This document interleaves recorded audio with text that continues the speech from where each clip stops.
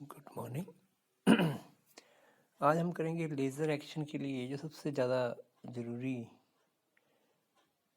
है वो है पॉपुलेशन इन्वर्शन या जनसंख्या प्रतिलोमन। जैसा आपको बताया गया था कि मान लीजिए एम कोई लोअर एनर्जी स्टेट है और एन कोई हायर एनर्जी स्टेट है जहाँ पे एनर्जी ई एम और ई एन है। तो हायर एनर्जी स्टेट में ज़्यादा नंबर ऑफ एटम्स करना ही पॉपुलेशन इन्वर्जन है। तो इसे एक और नाम भी दिया जाता है समष्टि प्रतिलोमन, क्योंकि जनरली क्या होता है कि ज़्यादा जो इलेक्ट्रॉन्स हैं वो लोअर एनर्जी स्टेट्स में हैं और हायर एनर्जी स्टेट्स में कम होते हैं। तो इस तरह से करना जो है वो समष्टि का या स्पेस का इन्वर्जन है। इसको हम एक और तरीके से भी कह सकते हैं कि N N upon N M is equal to E raise to minus H nu by K T.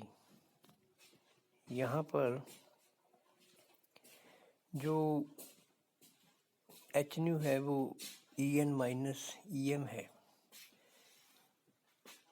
यदि आप लॉग लें दोनों साइड का तो log N N upon log N M minus H nu by K T minus E M upon K T, या यहाँ से यदि टी निकाल लें तो ये होगा minus E N minus E M upon log N N upon N M.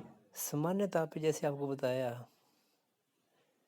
कि एन एम जो है ज़्यादा होता है और एन एन कम होता है। E N minus E M हमेशा ही ज़्यादा होगा क्योंकि हायर एनर्जी स्टेट है, इसलिए परम ताप सदैव धनात्मक ही होता है।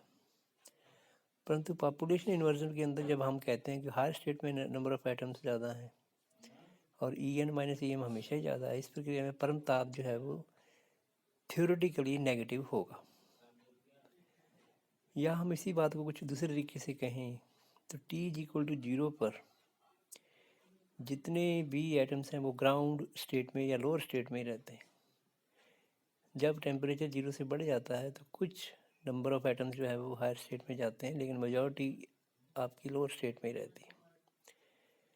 टी यदि और ज़्यादा बढ़ जाए, इनफाइनाइट हो जाए, तो नंबर ऑफ एटम्स जो है वो किसी भी जगह पे होने के चांसेस जो है वो बराबर से ही हो जाते हैं। एटम को इलेक्ट्रॉन्स बेसिकली छोड़ जाते हैं। और यदि टेम्परेचर नेगेटिव हो तो देखिए जैसा ये फिगर में दिखाया गया है कि हायर स्टेट में जो है वो नंबर ऑफ एटम्स ज़्यादा है और लोअर स्टेट में कम है। निकाय की जो समष्टि प्रतिलोमन वाली अवस्था को ऋणात्मक ताप अवस्था भी कहते हैं। जिस माध्यम में यह अवस्था उत्पन्न की जाती है उसे एक्टिव मीडियम कहते हैं, सक्रिय माध्यम। तथा परमाणुओं के निम्न ऊर्जा स्तर से उच्च ऊर्जा स्तर में उत्तेजन की जो प्रक्रिया है इसको पंपिंग कहते हैं। तो ये कुछ डेफिनेशंस हैं, याद रखिए। एक्टिव मीडियम कि जिस मीडियम में ये अवस्था उत्पन्न की जाती है, और पंपिंग मीन्स लोअर स्टेट से अपर स्टेट की तरफ जो एटम्स को लेके जाने का जो प्रोसेस है उसे कहते हैं। अब है कंडीशंस। तो कंडीशंस में देखिए यही है कि हायर स्टेट में नंबर ऑफ एटम्स ज़्यादा होने चाहिए लोअर से। दूसरी बात ये कि आपतित किरणों का जो स्पेक्ट्रल एनर्जी डेंसिटी है वो अधिक होनी चाहिए, अर्थात यूनि अधिक होना चाहिए। इसके लिए सक्रिय माध्यम युक्त गुहिका में दो समानांतर दर्पणों के मध्य बार बार जो है वो परावर्तन कराया जाता है, ताकि ये जो एनर्जी डेंसिटी है स्पेक्ट्रल एनर्जी डेंसिटी कहते हैं किसी विशेष निश्चित आवर्ती की लाइट की घनत्व, ऊर्जा घनत्व जो है वो ज़्यादा होना। A N M upon B N M का मान कम होना चाहिए। ए एन एम जो है ये है स्पॉन्टेनियस इमिशन के लिए आइंस्टीन का कोफिशिएंट, तो ये कम होना चाहिए। हाँ, जो उद्दीप्त है उत्सर्जन वो ज़्यादा होना चाहिए। इसके लिए जो स्टेट है वो मेटास्टेबल स्तर को चुना जाता है। मेटास्टेबल स्टेट क्या होती है कि ऐसी स्टेट है जिस स्टेट में से डायरेक्ट ग्राउंड स्टेट में ट्रांजिशन नहीं होता और लंबे टाइम तक वो स्टेट जो है वो जिंदा रहती है, यानी एटम उस स्टेट के अंदर रह जाता है।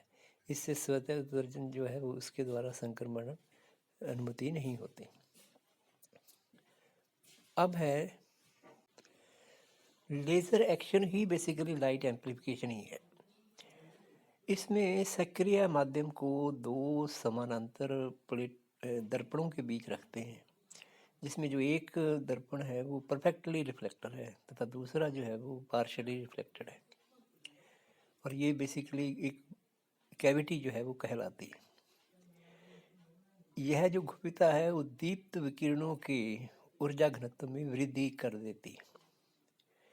इस गुहिका में स्वतः उत्सर्जन से उद्दीप्त उत्सर्जन की प्रधानता हो जाती है। इसे ही लाइट एम्प्लीफिकेशन कहते हैं। मान लीजिए ये एक एक्टिव मीडियम दिखाया गया है।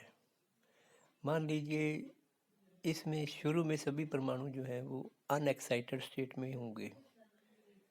कुछ परमाणु जो हैं वो उत्तेजित अवस्था में भी हो सकते हैं किसी भी टेम्परेचर पर, लेकिन मेजॉरिटी जो है वो ग्राउंड स्टेट के अंदर ही रहेंगी, अनउत्तेजित ही रहेंगी। जब आप इस पर कोई निश्चित आवृत्ति के कंपन विकिरण इस एक्टिव जोन पर आपतित होते हैं तो कुछ परमाणु जो हैं इसमें से उत्तेजित अवस्था में पहुंच जाते हैं। इसमें से कुछ परमाणु उत्तेजित अवस्था में चले गए। अब कंपन विकिरणों के निरंतर आपतन से संक्रमण द्वारा परमाणुओं के मेटास्टेबल स्तर में असामान्य स्थिति उत्पन्न होने लगती है और उद्दीप्त विकिरण उत्सर्जित होने लगते हैं, परंतु अब भी स्वतः उत्सर्जनों की प्रधानता ही रहेगी, क्योंकि जो एटम्स का गिरना है वो स्वतः उत्सर्जन से सामान्यता ज़्यादा होता है उद्दीप्त उत्सर्जनों की कंपैरिजन में। अक्ष के जो अनुदिश उत्सर्जित उद्दीप्त फोटोन जो हैं वो अन्य परमाणुओं के पास से गुजरते समय उनका भी उद्दीप्त उत्सर्जन कर देते हैं। इनमें से नए जो फोटोन को मुक्त कराते चले जाते हैं, जिससे अक्ष की दिशा में समान कला और ध्रुवण के फोटोन की संख्या में वृद्धि होती है। दर्पणों के बहुपरावर्तन के पश्चात इसकी संख्या में भी लगातार वृद्धि होती चली जाती है, परंतु अभी भी कुछ स्वतः उत्सर्जित फोटोन सक्रिय माध्यम में होते हैं। जब इन उद्दीप्त फोटोनों के समानांतर दर्पणों से बहुपरावर्तन से ऐसी स्थिति आ जाती है कि माध्यम में लगभग सभी फोटोन एक ही दिशा में गति करते हैं, तो ये सारे जो है वो कला संबद्ध हो जाते हैं। इस अवस्था को हम कम परावर्तन गुणांक वाले दर्पण M2 में से पारगमित होकर समान कला में तीव्र किरणपुंज के रूप में बाहर निकालते हैं। तो देखिए, जैसे आपने देखा होगा लेज़र लाइट जो है उसमें भी एक साइड के अंदर जो कम परावर्तन गुणांक वाला मिरर है उसमें से जो लाइट है वो आपकी बाहर निकलती है। सो यही जो प्रोसेस है कंप्लीट, इसको ही आप लाइट एम्प्लीफिकेशन कहते हैं।